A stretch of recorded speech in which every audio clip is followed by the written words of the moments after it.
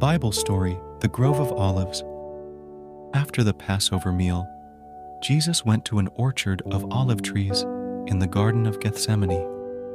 Peter, John, and James accompanied him.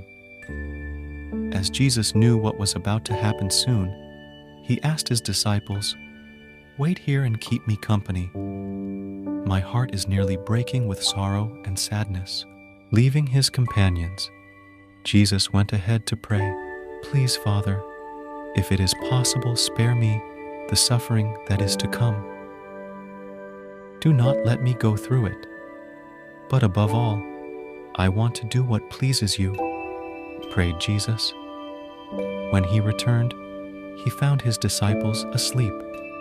Jesus went again to pray, and when he returned, he found Peter, James, and John still asleep. He woke them up and said, "Now you must wake up, for I am about to be taken as prisoner." Then pointing in a direction, he said, "Look, here comes the one who has betrayed me." The 3 disciples looked where Jesus was pointing. As they saw soldiers coming toward them, they were filled with horror and disbelief. They could not believe their eyes. Walking among the soldiers was Judas Iscariot. At once, they understood that he was the traitor Jesus had spoken of during the Passover meal. Judas came forward and kissed Jesus' hand. It was a signal to the soldiers that this was the man they had to arrest. Peter took out his sword, swung it, and wounded the ear of the nearest soldier. "Put your sword away, Peter," said Jesus firmly.